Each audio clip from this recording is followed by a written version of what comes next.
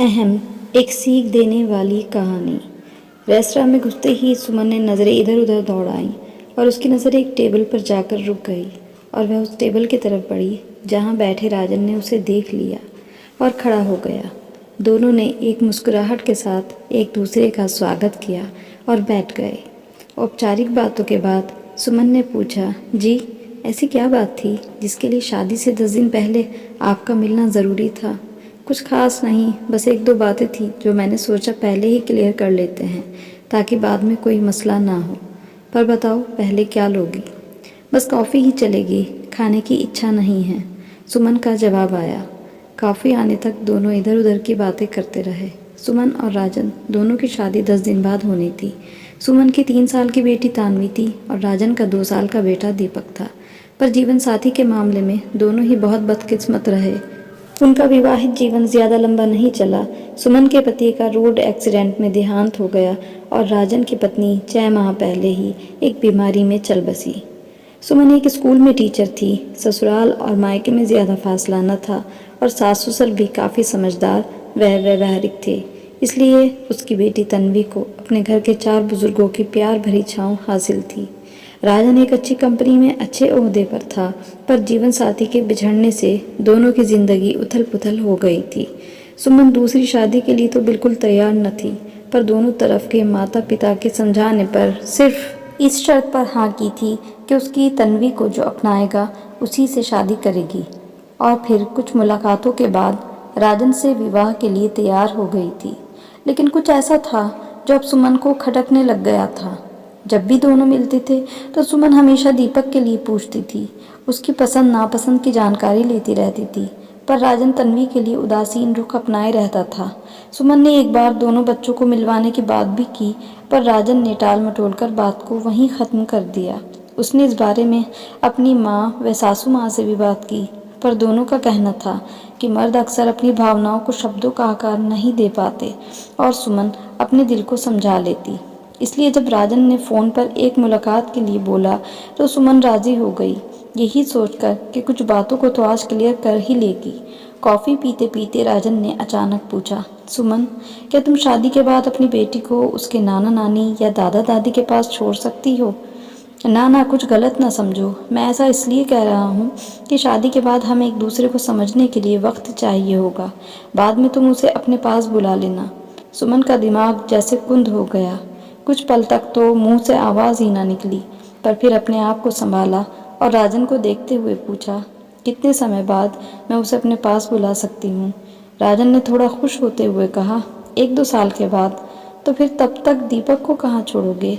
उसकी नानी तो है नहीं और नाना बेचारे अकेले कैसे संभालेंगे छोटे से बच्चे को? और सुमन की बात को बीच में काटते हुए राजन ने थोड़े गुस्से से कहा, चिराग को नाना के पास क्यों छोड़ूंगा? उसके दादा दादी हैं ना, वह देखेंगे। तो फिर दीपक के रहते हुए भी तो यही दिक्कत आएगी ना, हमें एक दूसरे को समझने में वक्त लगेगा ना? सुमन ने राजन से पूछा। ये हुई पहली बात। और दूसरी बात, तुमने कैसे सोच लिया कि मैं अपनी बच्ची को छोड़कर तुम्हारे साथ चली आऊँगी? सुमन ने गुस्से से पूछा। नहीं नहीं, तुम मुझे गलत समझ रही हो। देखो, मेरे मम्मी पापा की भी उम्र हो गई है, वह 2-2 छोटे बच्चों को नहीं संभाल सकते। तुम्हारा तो दोनों तरफ भरा पूरा परिवार है, तन्वी को आराम से मिलकर संभाल लेंगे।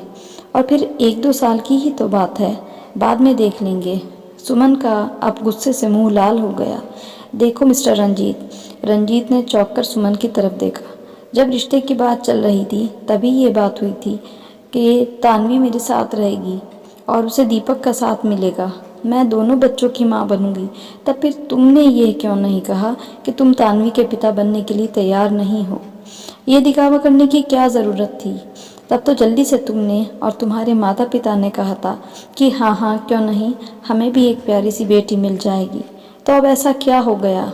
राजन ने कुछ कहने के लिए मुंह खोला ही था कि सुमन ने हाथ के इशारे से रुकने का इशारा किया और कहा, मेरी बात अभी ख़त्म नहीं हुई है।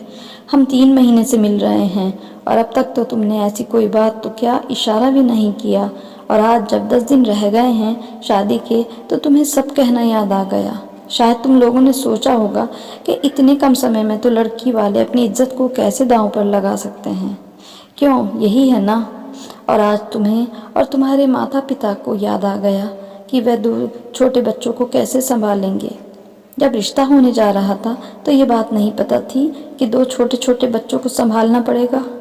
क्यों भाई, जब मैं दीपक की माँ बन सकती हूँ, पर तुम क्यों नहीं तान्वी को अपना सकते, उसके पिता बन सकते। मर्द हो ना, अहम तो गया नहीं, अपनी मर्दानगी कैसे दिखाओगे। किसी दूसरे के बच्चे को अपना नाम देने से डर गए या बेटी की जिम्मेदारी नहीं लेना चाहते। पहले भी जब हम मिलते थे तो तुम एक बार भी तान्वी के बारे में नहीं पूछते थे, जबकि मैं दीपक के अलावा और कोई बात करती ही न थी। मैंने तो उसे दिल से ही अपना बेटा मान लिया था। तान्वी को भी बोलती रहती थी कि उसे एक छोटा भाई मिलेगा और वह भी खुश हो जाती थी कि अब वो भी किसी की दीदी बनेगी। पर अफसोस, तुम अपनी उसी छोटी सोच में रहे। तुम्हारा बच्चा तो हम दोनों का होगा, लेकिन मेरी बच्ची मेरे भी नहीं रहेगी। मुझे इतना समझ में नहीं आता कि इतना पढ़ा लिखा होने का क्या फ़ायदा, जब मानसिकता तो वही बरसों पुरानी की है। दम भरते हो प्रगतिशील होने का, पर अपने ही खोल से बाहर नहीं आ पाते। और अब मेरा फैसला भी सुन लो मिस्टर रंजीत, मैं तुमसे अभी इसी वक्त अपना रिश्ता ख़त्म करती हूँ। अच्छा हुआ अभी शादी नहीं हुई, वरना शादी के बाद ऐसी कोई बात होती तो मेरी तान्वी तो माँ के होते हुए भी अनाथ हो जाती। कहते हुए सुमन ने अपना पर्स उठाया और चल पड़ी। 2 कदम चलने के बाद वापस मुड़ी और टेबल पर झुकते हुए राजन की आंखों में झांकते हुए बोली, जाने से पहले एक सलाह ज़रूर दूंगी मिस्टर राजन। अब अपनी शादी के लिए जो भी रिश्ता देखो, वहाँ देखना कि उस औरत का कोई बच्चा न हो, वरना फिर किसी माँ की आह का शिकार बनोगे। कहते हुए सुमन दरवाजे की तरफ बढ़ी और पीछे छोड़ गई निशब्द राजन को।